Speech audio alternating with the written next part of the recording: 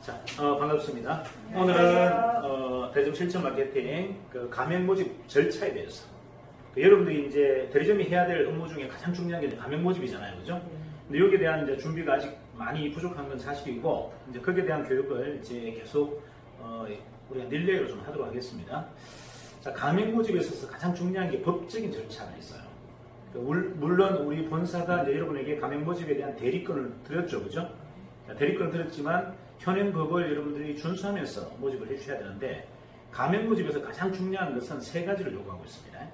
일단 뭐냐면 숙고기간이라 해서 가맹 모집 시 먼저 사전에 알려줘야 될 내용들이 좀 있어요. 언제까지? 15일 전. 자, 문서가 전달되고 15일 뒤에 가맹계약을 작성을 하셔야 된다. 그러니까 그게 만약에 여러분들이 진행이 안 되면 그건 전부 불법 계약이에요. 그래서 모든 책임 우리가 다 져야 됩니다. 이해가나요? 네. 그래서 여러분들이 가맹 상담을 했다? 그럼 어떻게 해요? 가맹 계약서만큼 무조건 15일 뒤에 작성하셔야 되고 그 전에 실질적인 내용 문서를 3개를 직접 여러분 서류로 드릴 수 있고요. 아니면 메일로 드릴 수 있어요. 자, 서류로 드렸을 때는 뭘 작성해야 될까요? 서류를 수령했다라는 확인서를 꼭 받아주셔야 돼요. 자, 확인서의 내용은 다른 건 들어갈 필요는 없지만 수령 장소, 수령인, 수령 일시, 몇 월 며칠 몇 시에 줬다.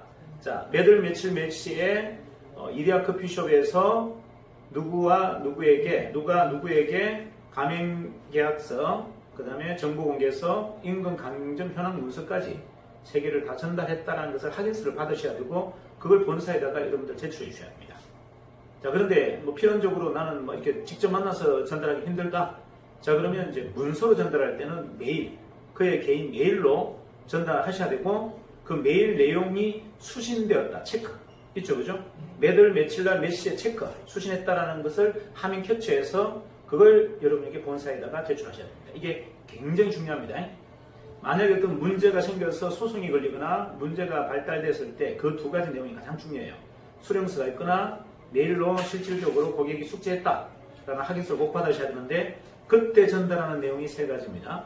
첫 번째는 정보공개서, 공정거래에서 요구하는 정보공개서.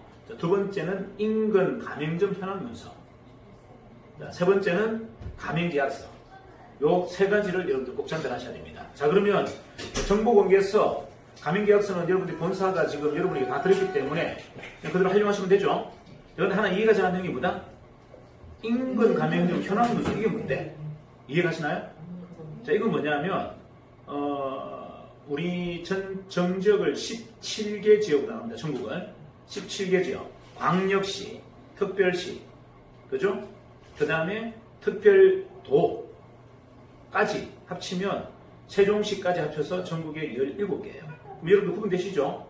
경상북도, 경상남도, 대구, 부산. 이해가시나요? 특별시가 됐습니까? 서울특별시. 부산 특별시, 광역시, 그 다음에 세종특별시 아닌가요? 세종특별시입니다. 특별시고 제주특별도죠. 그죠? 이런 이제 자치단체로 구성한다. 자, 그러면 만약에 예를 들어서 세종에 대리점 가맹점이 나와. 뭐 인근 지역이라면 세종을 얘기합니다. 세종 지역에 만약에 그러면 우리 가맹점이 없다. 그럼 현황 문서에 뭐라고 적는다? 가맹점 없음이라고 적으시면 돼요. 이해가시나요? 네. 이해가시죠? 자, 그런데 이제 대전이야. 대전에 가맹점이 우리께 5개 있어. 그럼 5개에 대한 현황만 주시면 돼요. 몇 개까지? 최대 10개까지. 최대 10개까지 적어주셔야 돼요. 자, 우리 지역에 만약에 뭐 수원이다. 그럼 수원이 어디죠?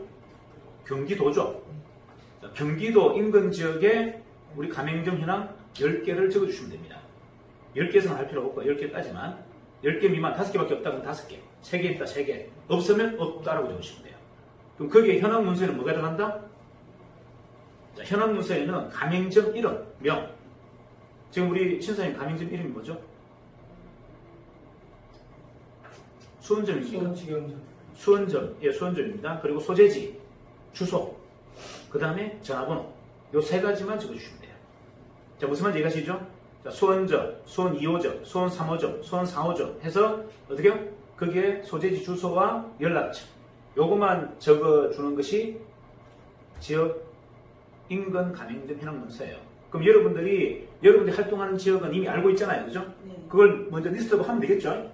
해서 늘어날 때마다 더 포함해서 10개까지만 해서 드리면 돼요. 이해가 나요? 이건 본사가 해주는 게 아니고 여러분들이 작성하셔야 돼요. 왜냐면 어느 지역인지 잘 모르잖아요. 우리 본사는. 그러니까 세종이면 세종 안에서, 경기도면 경기도 안에서, 그 다음에 부산이면 부산 안에서. 이해가시나요? 이렇게 해서 세 가지, 가맹점 이름, 가맹점 주소, 가맹점 연락처, 요 세 가지를 작성해서 주는 것을 뭐다? 인근 가맹점 현황 문서라고 합니다. 가맹점이 그 인근에 없을 때는 가맹점 없음이라고 꼭 명시해서 그 서류 세 가지를 여러분들이 송달하셔야 돼요. 자, 직접 송달, 그리고 메일 송달 두 가지가 있죠. 자, 했을 때 직접 송달인 경우는 수령 확인증을 받으셔야 되고, 그 다음에 간접 전달일 때는 메일로 보내시고, 메일 수신, 그가 수신한 날짜, 시간이 나오는 그 체크 있죠, 그죠? 그거를 화면 캡처해서 본사로 제출한다. 이래야지만 여러분들 완벽한 가맹계약이 됩니다. 이해가시죠? 네. 자, 그러면 예를 한번 들어볼게요. 이런 경우 어떨까요? 자, 당장 지금 가게를 내야 되겠어. 자, 가게를 내야 되겠어. 그럼 가게를 내고 있는 상태에서 가맹계약을 하면 됩니까? 안 됩니까? 자, 원래는 가맹계약이 되고 나서 가맹을 해야 돼요. 그죠? 그래서 이제 뭐 이런 것들이죠. 그 뭐냐면, 나는 원래 가게가 있어. 자, 있는 데서 가맹계약을 하고 하는 건 관계가 없죠. 그죠? 하지만 뭐 사업자 등록에 만약에 여러분들 보세요. 사업자 등록에 우리 가맹 브랜드가 아니고 엉뚱한 게 돼 있는데 우리가 가맹계약서를 쓸 수는 없잖아요. 그래서 이제 실질적으로 우리가 가맹계약을 하고 나서 이제 사업자 등록을 하고, 그 다음 사업자 등록상 뭐다? 가맹명이 우리 명으로 이렇게 찍혀 있어야 되겠죠. 그죠? 그래서 절차가 전체적으로 가맹 상담을 하고 가맹점을 오픈한 데까지는 짧게는 한 달, 길게는 한 달 한 보름 정도 걸립니다. 이해가시나요? 사전 상담이 굉장히 중요하다. 그래서 여러분들 항상 상담할 때는 뭐다? 봉투를 갖고 다니세요. 자, 봉투를 갖고 다녔다가 상담이 끝났다 그럼 봉투도 먼저 주고 수령 좀 받고 그 다음에 가맹을 15일 뒤에 계약서를 쓰고 진행하는 겁니다. 이해가시나요? 하지만 가맹계약서 전에 어떤 행동을 하시면 안 돼요.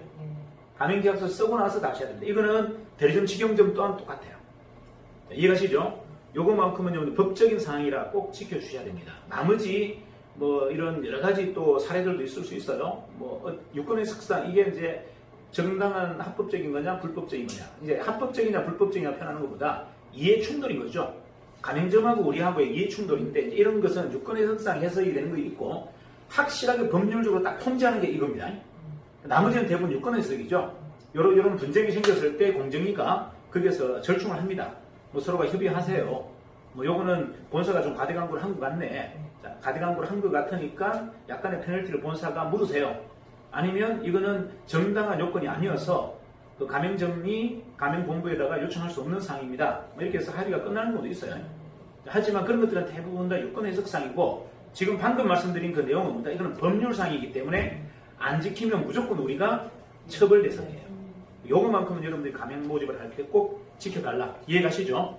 네. 자, 그러면 다시 정리할게요. 자, 가맹 전단지를 보고 오신 분이 계세요. 가맹 한번 해보고 싶어요. 라고 했을 때 첫 번째보다 일단 15일간 충분한 숙고기간 동안 여러분들이 검토하세요. 자, 일단 서류부터 먼저 드릴 테니까 서류 수령 확인처 적어주시고, 그 다음 인근 가맹점 직접 한번 방문해 보시고, 그리고 상담하시고 최종적으로 우리가 15일 뒤에 정상적인 가맹 계약을 작성합시다. 요게 여러분들 가장 기본적인 멘트가 돼야 됩니다. 그래서 여러분 차나 여러분 백 속에 뭐가 있어야 된다? 항상 이 세 가지가 있어야 돼요. 이해가시죠? 자, 가맹계약서, 그 다음에 정보공개서, 그 다음에 인근 가맹점 현황 문서까지 해서 봉투 하나에 딱 들어있어야 되고, 상담이 1차 끝났다 무조건 서류부터 주고 수령증부터 받고 시작하세요. 이해가시나요? 이게 FM 프로세스입니다. 그렇게 해야 여러분들이 법적인 절차가 완벽하다. 자, 그리고 이제 그 중간에 이제 이런 것들이 있겠죠. 뭐 그러면 요 인근 말고 잘하는 매장 좀 소개해 주세요. 뭐 그러면 오케이, 이거는 좀 멀지만 부산에 한번 가보시죠. 어디 가보시죠. 자, 이렇게 해서 소개하면 되고요. 그 다음에 전체적인 매출 현황을 좀 보고 싶습니다. 이거는 굳이 우리가 제공할 필요가 없어요. 이거는 100개가 넘었을 때, 우리 회사가 가맹 총수가 100개가 넘었을 때는 가맹점의 실적을 다 우리가 공개해야 돼요. 그 전까지는 저희가 그 의무사항이 아닙니다. 이해가시죠? 그러니까 어느 매장이, 그러니까 예를 들어서 수원점이 매출이 얼마입니까? 순이익이 얼마입니까? 이거를 우리가 공부할 의무가 있다 없다? 없다. 그럼 100개가 넘었을 때 공식적으로 그때는 그 문서까지 들어가야 돼요. 우리 회사가 100개가 넘어가면 그때는 뭐다? 가맹점의 실적 현황까지 저희가 첨부해서 이제 가맹계약서 하기 전에 먼저 드려야 됩니다. 이해가시죠? 자, 지금은 아직까지 100개가 아니기 때문에 여러분들 그런 절차는 필요 없다. 하지만 향후 이제 우리가 100개가 되는 점에는 이제 그걸 본사가 다 평가합니다. 해서 그걸 여러분에게 다 드려요. 그럼 여러분들 그 서류까지 같이 이제 신규 가맹점들에게 전달하고 가맹계약을 진행한다. 이해가시죠? 네. 자, 이상.